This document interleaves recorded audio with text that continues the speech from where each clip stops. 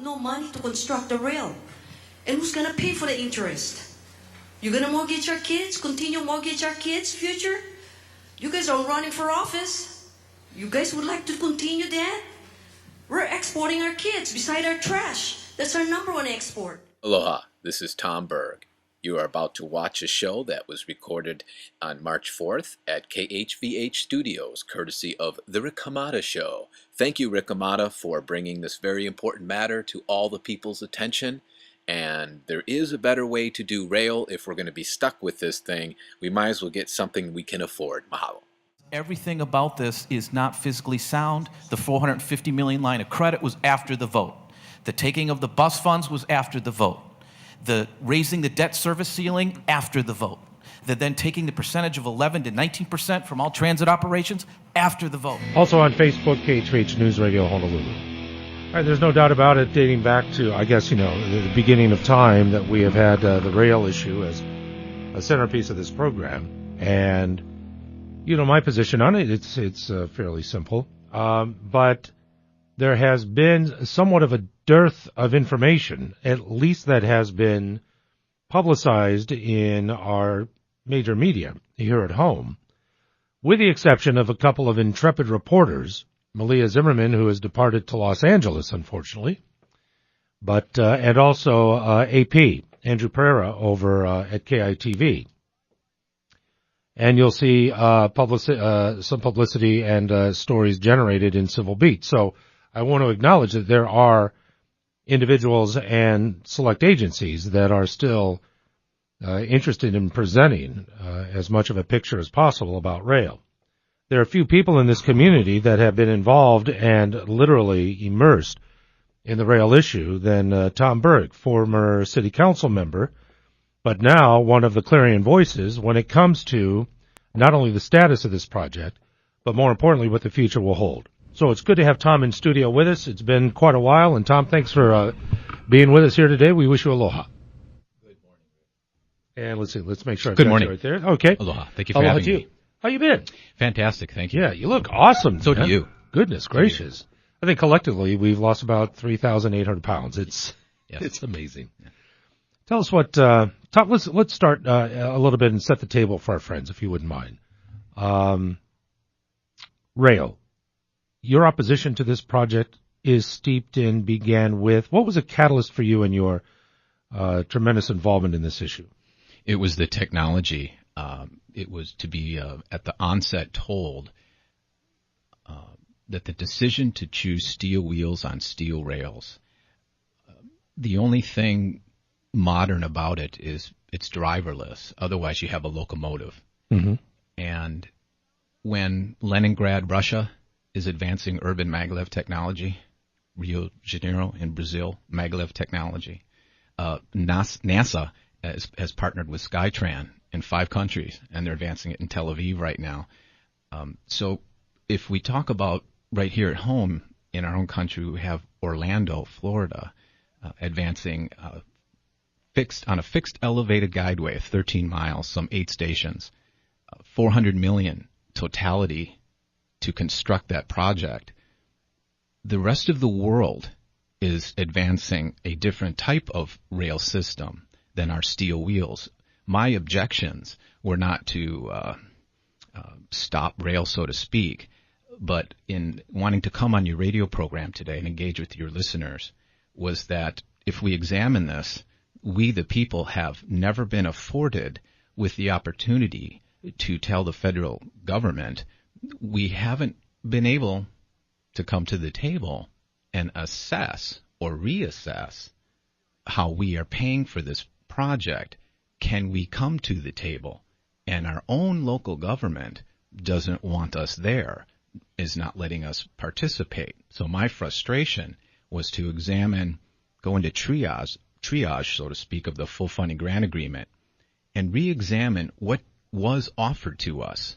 Mm-hmm. So you can imagine when I got into the council in December of a special election of 2010, it was right after Governor Lingle released her scathing report on the independent report. Independent. Right. See, the city had advanced numbers that were not accurate on its face value, and it's proven truthful.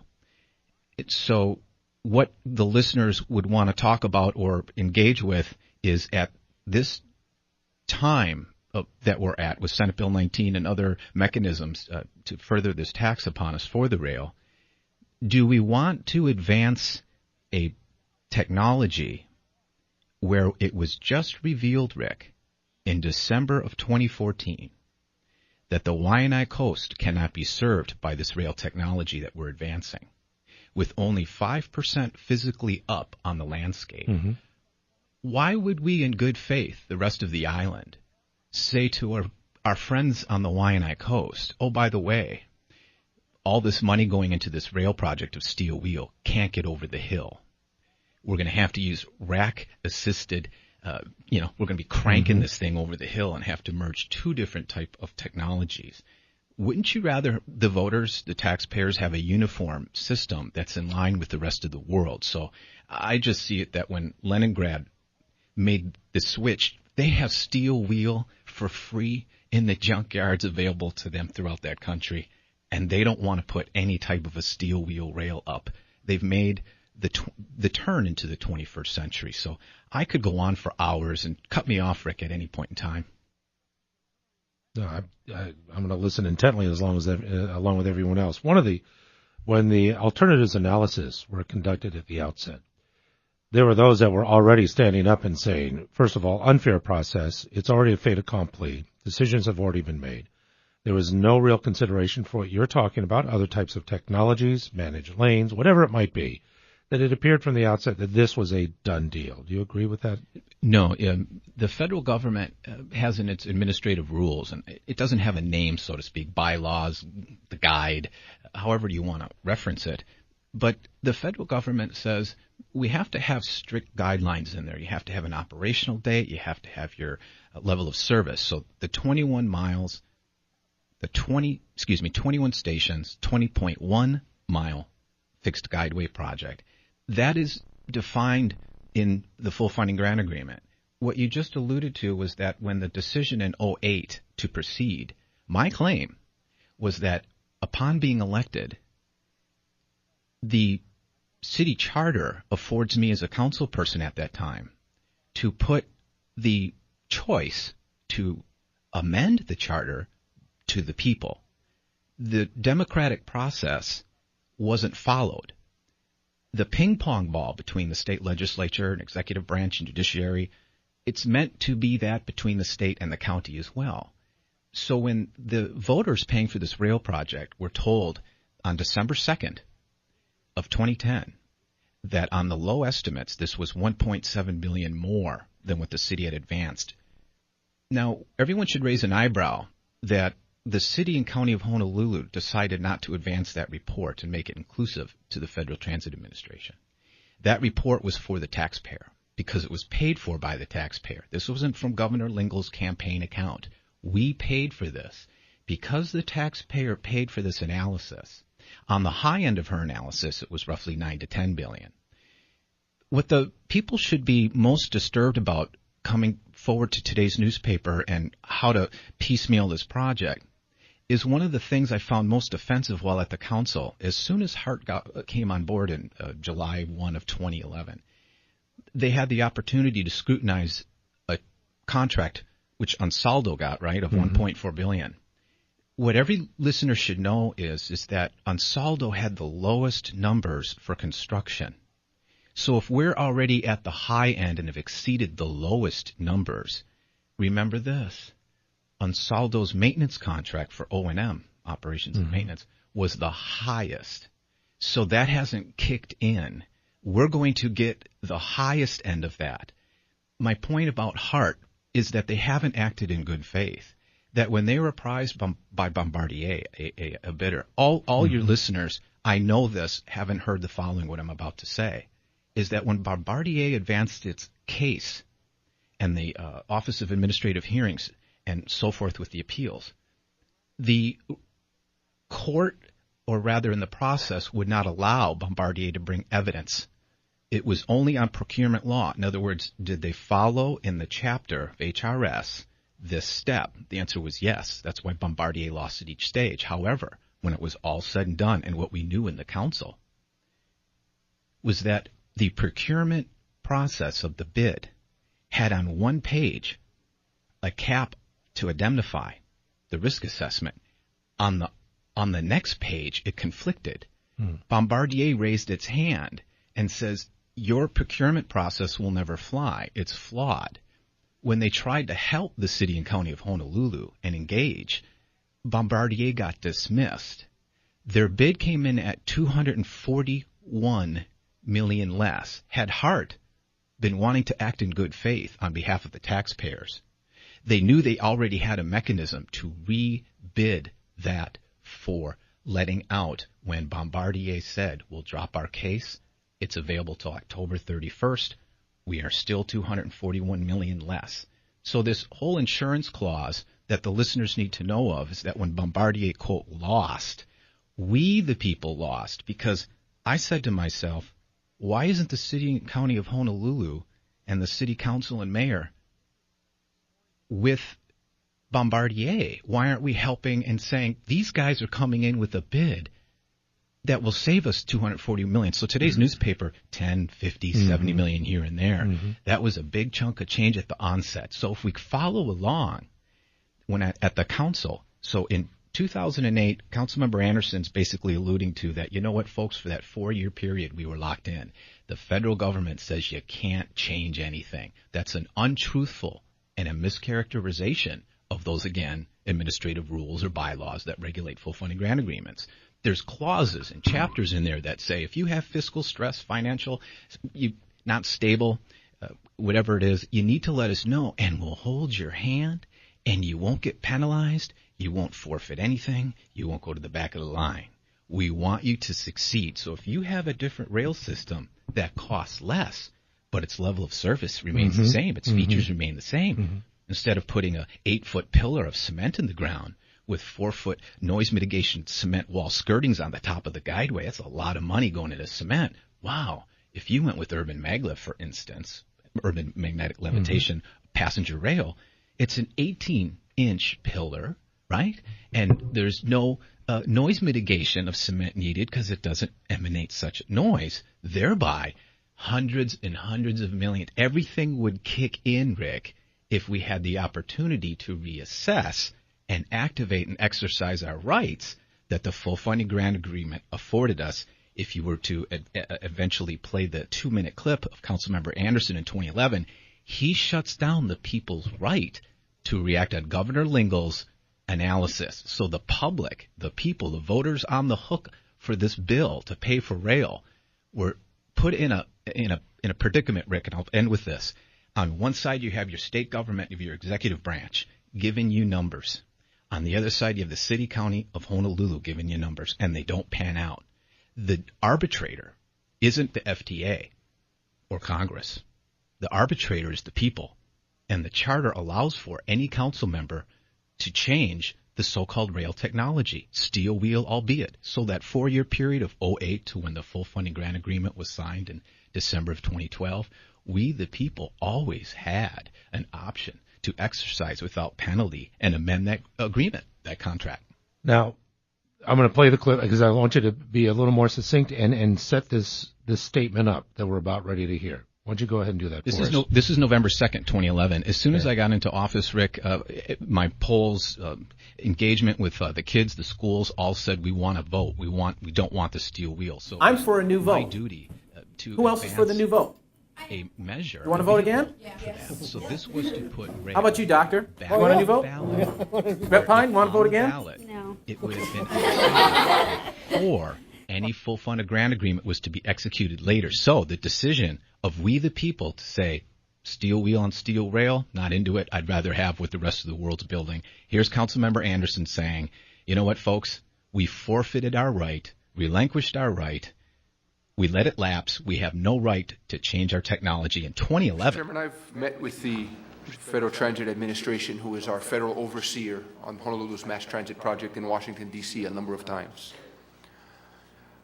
I've asked the question of the FTA that if for some reason this body should place on the 2012 general election ballot a question regarding Honolulu's mass transit project. And if that question should be in conflict with the 2008 ballot question regarding steel on steel that passed, could we perhaps be in jeopardy of the federal government requiring Honolulu to reimburse the upwards of $200 million that the federal government has given us thus far for our project? The answer from the FTA was yes. They would come back to Honolulu and they would require us to repay every cent that they have given us thus far for this project.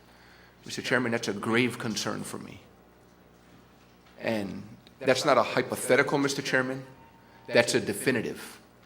The federal government has assured me that if, in fact, a charter amendment like this passes, they will indeed come back and require us to repay them. That's not an assumption. It's a fact. It came from the FTA themselves. In light of that fact, Mr. Chairman, I am unable to support this particular measure moving forward at this time. I think the implications are great. I believe that it's a certainty that the federal government will in fact require Honolulu and our taxpayers to reimburse them for the federal monies that have been expended on our project thus far. And Mr. Chairman, those consequences will be dire to the people of the city and county of Honolulu. Therefore, Mr. Chairman, I will not be able to support this going forward at this time. Thank you. Well, there's no mincing of words. I mean, he's very, very specific in exactly what his justification was. I need to take a minute, give us your reaction again, interpretation of exactly what just transpired. I'm way behind on a break, but I want to make sure that you have that opportunity right now, Tom, to sum up exactly what was stated by Councilmember Anderson. This was on first reading. It never made it to a committee. They took and did a waiver and executed something that was very rare. They filed the measure. Mr. Chairman, I move that we suspend Council Rule 18C to permit a motion to file to be made at this meeting instead of waiting until our next council meeting. For the second? I second the motion. It's been moved and seconded. Any discussion, members? The motion on the floor So that the is to people suspend cannot Council bring Rule the said 18C subject to matter permit a up motion for another to year, file to be made at this that the full meeting funding grant instead of agreement would have been executed. December 17th. That in of itself of a maneuver to take away from the people their ability, this was supposed to be then filed the next month so that the people could object to the city council's actions. They did it right there, Johnny on the spot, a waiver to the rules, and said, get this thing out of here so that nobody's discussing their options. That to me is why all of us need to rise up. Was there any confirmation as to the statement saying, I spoke directly with? Was there any paper trail? Was there a memo? I hate to bring up emails with everything going on. Nothing. Anything. I asked on that day, Rick, November 2nd, 2011. I asked November 3rd for 3 years solid. I banged on the door. My staff banged on the door. We wrote everyone in the FTA. The FTA does not have the jurisdiction to come into Honolulu and handcuff anybody. It's up to us to advance to them of misrepresentation. So we have to, on our end, exercise due diligence. So whatever the federal government looks down upon us, the remedy is on our end. That's absolutely true. But the other part, this is a very specific, defined, precise statement that the council member made. And it's untrue. I spoke to. Yes. Tell us who. I'd like to know. And if he did mention a name, I'm not picking on Councilmember Anderson. He could have gotten misinformation, bad information. And maybe that's why the FTA won't respond to any phone calls, emails, letters. It didn't matter who from. The fact is that to the FTA, it says, Honolulu, I don't need to respond anyway. Because if you just read the rules, you've always had the right, the privilege to exercise, to change the scope of your project. As long as your level of service was not decreased, you always had, and, Judge Judy can figure it out from here. There was no ink on any document. Yeah. How could we be culpable for something if Congress didn't even get the request in 2011 from us, the people? How could there already play Councilmember Anderson and play arbitrator, the judge and jury, and already tell us some third party has said no when the deliberations are before Congress? Congress deliberates. The Federal Transit Administration does not rule unilaterally. There is a tremendous amount of diligence you've put forth in communicating with the feds. We're going to get into that a little bit. We also want to have an opportunity for folks to drop a call If you have any thoughts, comments, concerns, questions, now's the opportune time. Tom, if folks want to get in touch with you, what's the best way to do it? TomBerg00@yahoo.com. Back in a moment with more of the Rick Amato program. 7:39 in the morning, we're back with former City Councilman Tom Berg, who is joining us today, and fortuitously so, with information that you may or may not know about. Here's the bottom line, is that the discrepancies, the potential illegalities, and definitely compromising positions that have emanated out of the rail project today, as indicated by even the comments that were made as we broadcast to you in the City Council where Tom served. Very curious, I'll just commit to that at this moment. But Tom, I know that there's also a legal aspect to all of this that you're involved with, and would you mind sharing a little bit about that with us, please?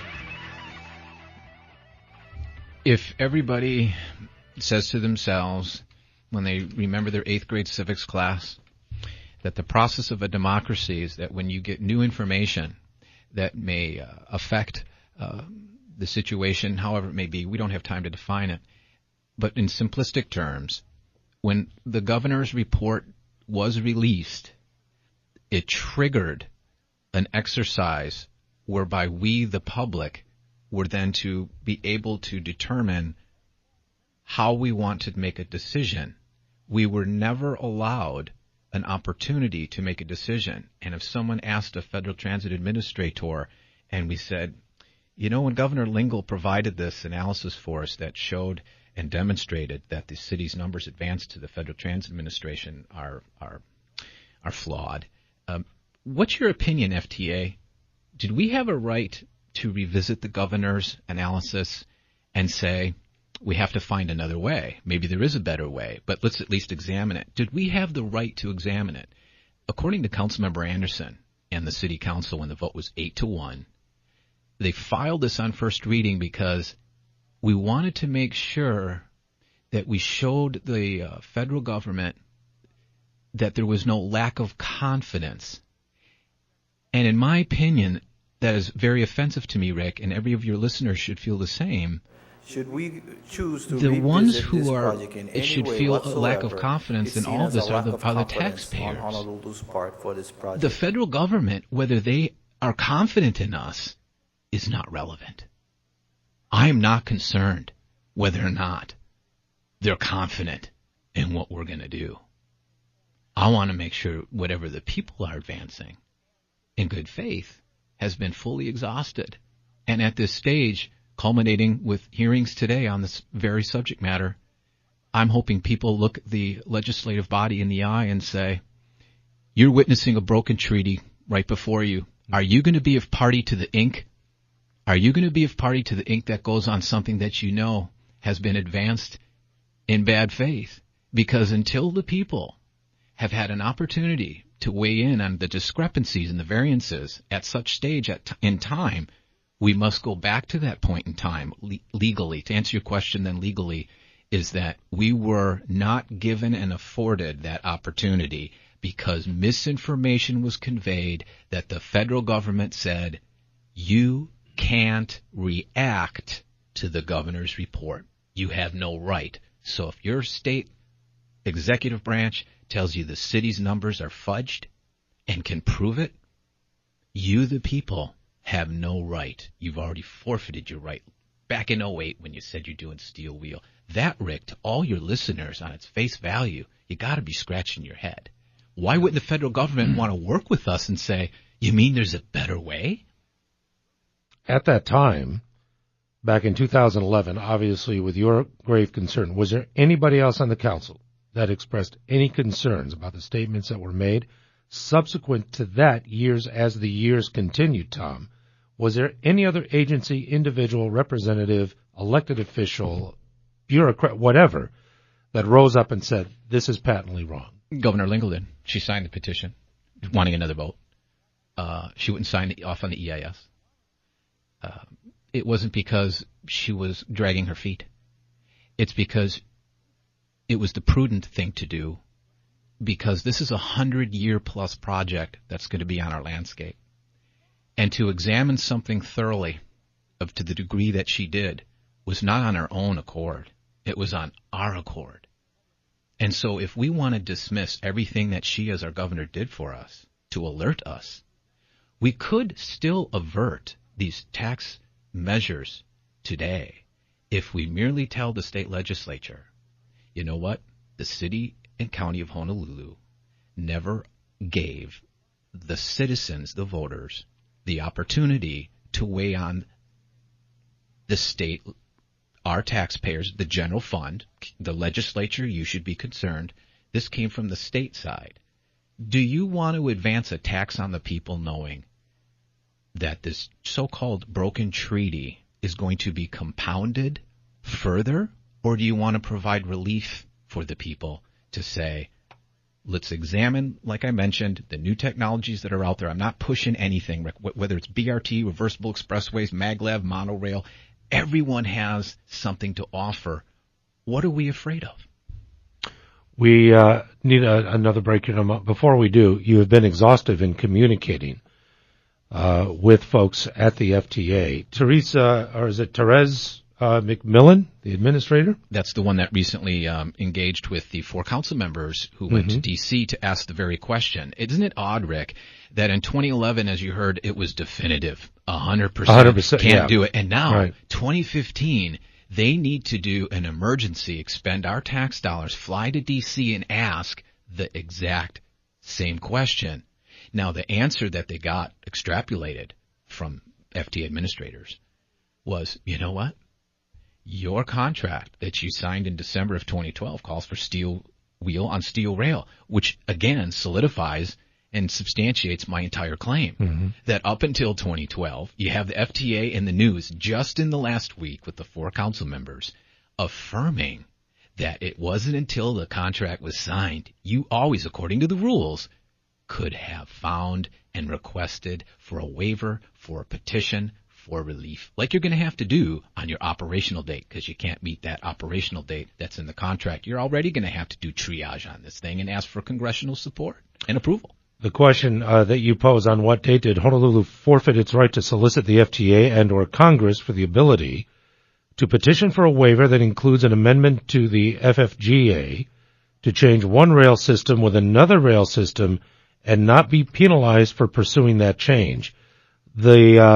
This question has been oft submitted, and apparently without a specific definitive response from the feds. Is that correct? And again, yes, but it is because, in my opinion, they're looking at us and saying it's your venue, it's your jurisdiction, it's your interaction internally, you have home rule. If you guys in your charter says your city council can put it up to a vote, which they can today, and you got 9 council members that won't put it up to a vote, you should be disgusted. Yeah. If you got 76 legislators, a few of them are voting no on this thing. Good for them. But if you got an advancement of this, is that I look at it again, boy, 150 years ago, if I were alive, 200 years ago, how would I have engaged on a broken treaty? What would have I had done? Would I want to rectify it? And we all talk about in the history books, wow, this was a bad deal. Somebody didn't pan out good for them. Well, it's happening right now before our very eyes. Why isn't it that all of us are saying this is a bad treaty? In other words, who's getting the bad deal? Every taxpayer is getting the bad deal. Former City Councilman Tom Berg in studio with us. Tom, to contact you again, how do we do so? Hey, I'd appreciate it if anybody would like to contact me at tomberg00@yahoo.com, please. We'll take a short break. We'll come back. I encourage you, if you have any thoughts, questions, comments, observations, would like to chat with Tom or at least give your reaction to the information that you've been presented so far, we'll open up some time in the final moments that we have together with Tom Berg in studio here on News Radio 749.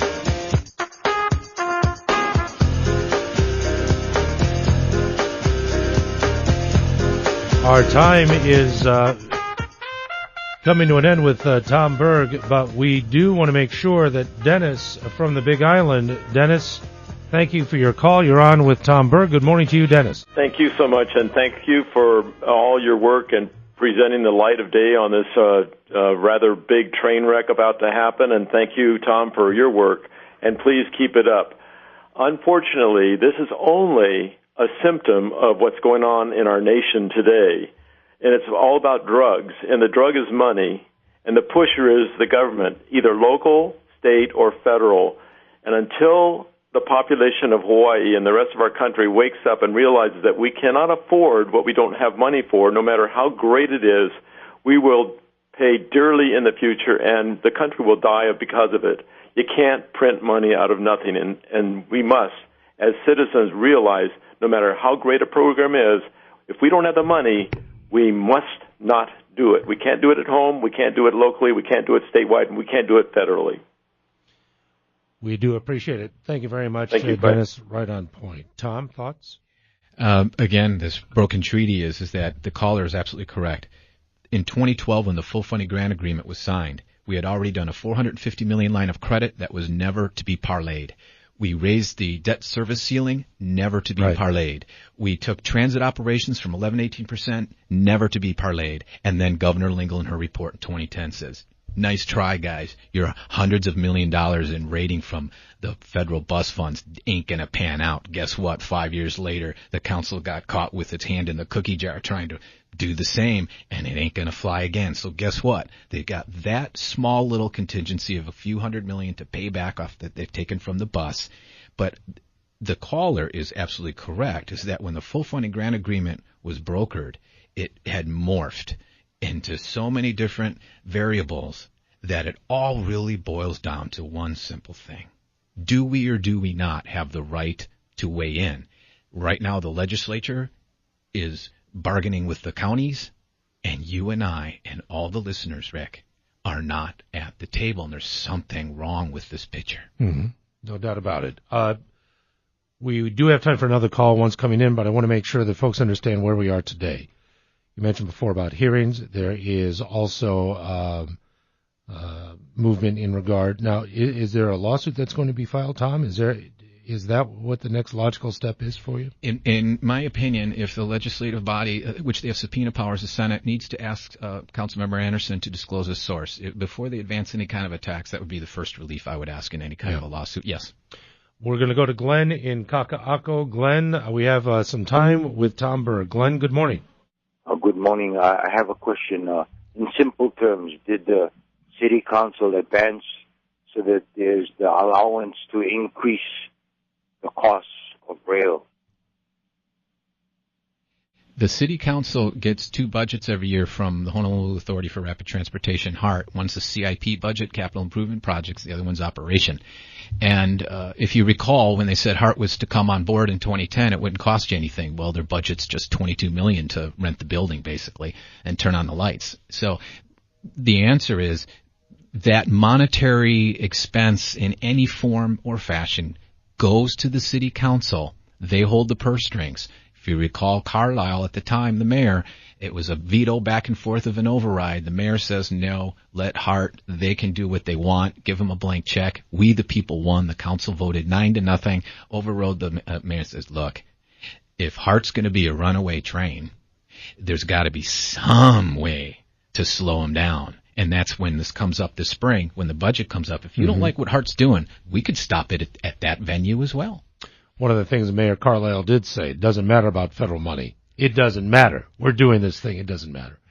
I remember that. Tom, it's been one heck of a visit. I'd like for you, in about 30 seconds, put a little bow on our conversation. Last message to our listeners.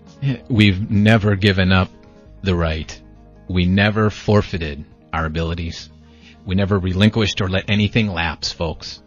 All we have to do is let everyone out there know who's a policymaker. We want a seat at the table.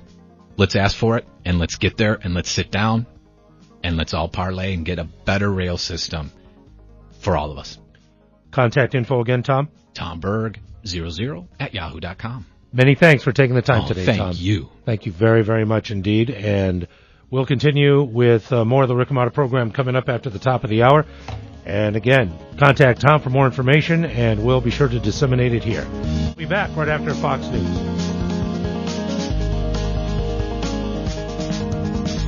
Didn't pan out, and guess who eats it and makes up the difference? The taxpayer. And so at this time, I'm going to conclude with there's no mechanism in here, there's no language. I know you can't hold future councils accountable for this, but there should be something in here that says we guarantee there'll be no property tax. None. There will absolutely, once you go down on this, there will be no coming back and raising property taxes. And if you don't know and you're not sure, then this isn't a good deal. Because right now, I think it's more important we be able to flush our toilet, pay that sewer EPA mandate, and that's the issue at hand. This is a nice-to-have project, and if it were monorail, if it were maglev, it'd be a third of the price. We could go to UH Waikiki. It would be a better bang for your buck. But the steel wheel, steel rail, archaic behemoth, noisy, is not the solution. So when I first saw rail, I saw this go downhill fast. Berg. Thank you, Councilmember Vote Berg. no. We know your position. Any further discussion, members? The reason maglev, I don't think, advanced is there was no one here pitching it and selling it. Nobody's going to make a buck off it because it's the right thing to do for the taxpayer. So it's being done. It's just not being done here. There's no reason why we can't do this. This is America. There's no reason why the future of travel should lie somewhere else, beyond our borders. Why isn't Hart saving Honolulu a ton of money by using 21st century technology versus 19th century steel and steel rail, which is going to drive the city bankrupt?